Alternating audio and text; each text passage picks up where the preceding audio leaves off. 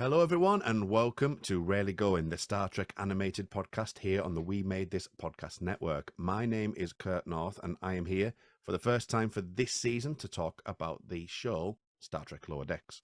Joining me this week is Brandi Jackola. What were we like when we didn't have it for years, Brandi? That's what I'm asking.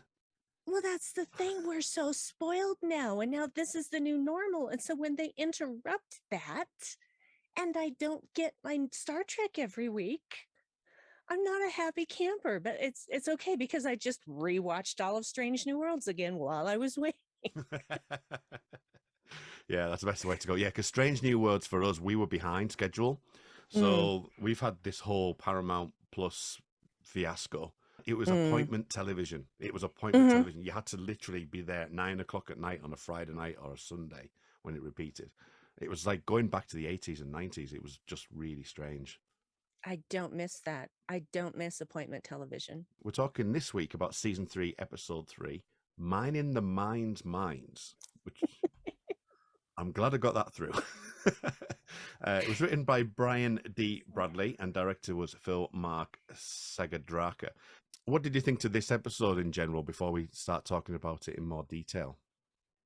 I actually really enjoyed it. I wasn't sure where it was going.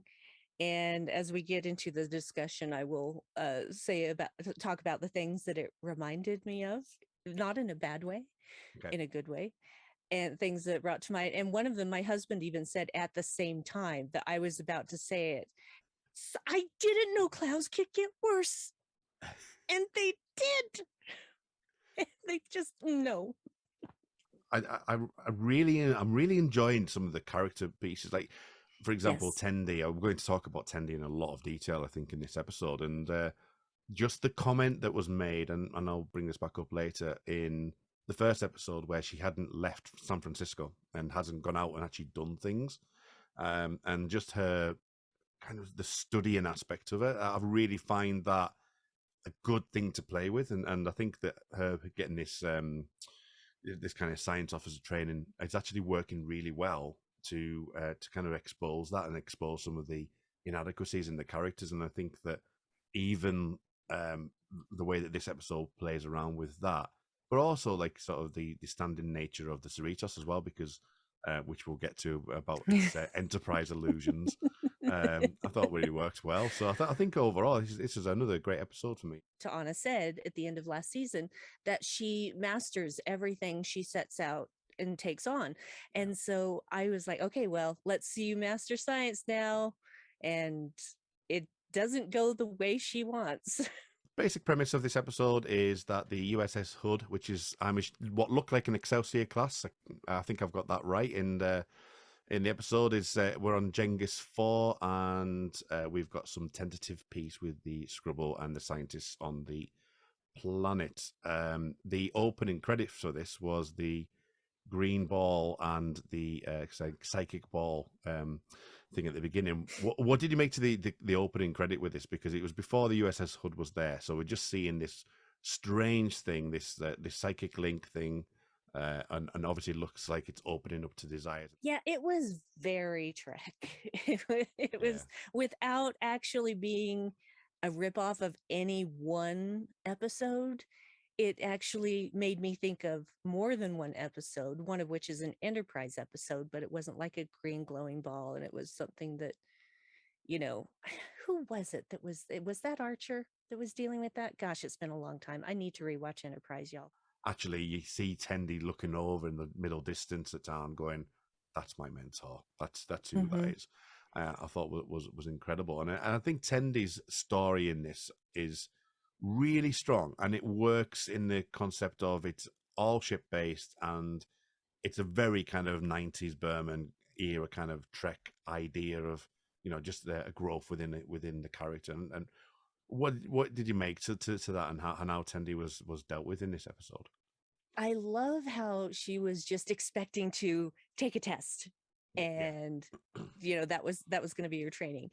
And so she's getting, which is interesting because you would think with her experience being in medical that she would understand that it wasn't all about the tests. It was about practical applications of your skills. Mm. And maybe she just didn't think of it that way because science is not as hands-on as far as, medicine can be.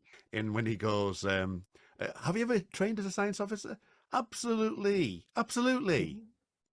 Not, no. Oh, The pause was just comic timing. It was perfect. Just the way, because the mm, absolutely was delivered in such a great, absolutely. Not, no. I just love that. yes. She's trying to get the conversation going with Freeman, and it's not getting there. And as you say, she's quite a timid person in that way. Mhm. And the assertiveness really needs to come through. Well, we know she can be aggressive when she needs to be because we Yeah. saw that last season when they went on girls trip. So so we know that she can, but we also know that she doesn't like being that person. That's not what she wants to do. Breaking things sometimes, I mean, I guess she took that literally when he Yeah. says sometimes, to Anna says sometimes you have to break something so that you can fix it. Yeah. She did that literally. Yeah. It is I just literally now making an omelette. realized. I just now realized she did that literally. Because obviously you can't make an omelette without breaking eggs. It's that Yeah. whole omelette. Mhm. That is Hamlet. It isn't. This isn't Hamlet. This is not And William Shakespeare. amulets also. Actually, amulets can be broken. Sometimes Okay. amulets have things inside them. You need to break them to get it out. What about Captain Freeman and Captain Mayer then? Because they have an interesting back and forth conversation. He's someone that's going to be on the fast track, and soon he'll be captain a Galaxy class starship, is what is said. Well, they were both trying too hard to be gracious, and it ended up becoming a competition about who was more gracious. Boimler, Mariner, Rutherford, all down on the planet. We've got Ensign Kearns, and we've got the rest of their crew. I found it weird that there would be competition between two Calicast class ships, but it has competition has happened before, so it shouldn't have been a surprise, really. But I just thought, I don't know that that's what they're really doing. I just had this feeling like this feels wrong. This feels wrong to me. Yeah, And then to find out that I was right, that it felt wrong, that that wasn't actually what was going on. But the way that it was presented, it did seem like they were trying to compete, but they were trying to be as good as yeah, the Cerritos. Well, see, that's the thing. You have to know the rules in order to know when to break them. yeah. And so that's what our Cerritos crew is exceedingly good at, is knowing when to break the rules, which seems like always. But what did you make to the actual overall thing of the whole point of the episode being that they want to collect all this information? Yeah, it was very Andorian incident from Yeah, Enterprise. yeah, And that was the thing my husband said before I could get it out. And I'm like, yes, thinking the same thing. Very Andorian incident, except this time it wasn't the Vulcans breaking their rules. But yeah, Vulcans don't lie. Uh-huh. Uh-huh. yeah. Sure they don't. They don't ever lie, you They guys. participate in misinformation, to quote another TV show. They participate That in misinformation. yeah, that's basically what they do.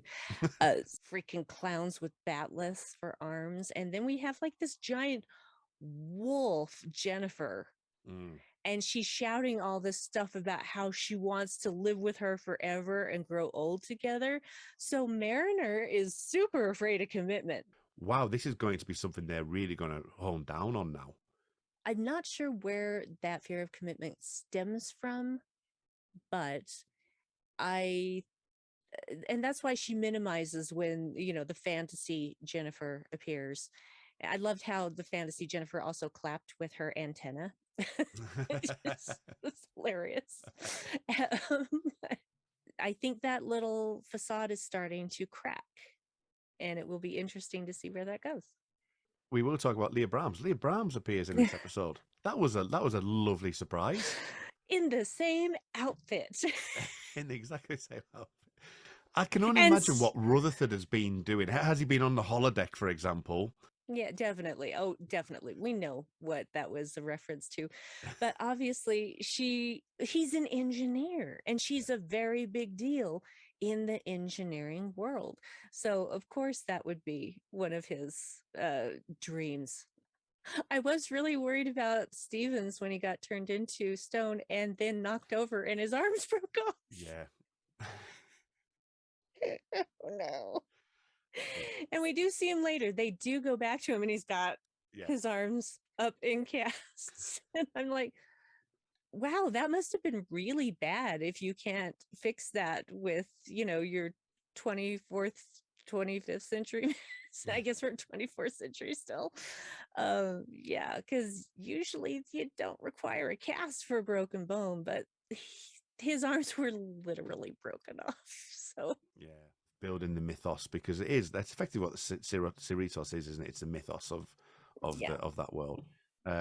And the Boyman always seems to get the butt end of the joke, and the fact people perceive him as the tiny comedic robot about work particularly well. And I know that feeling.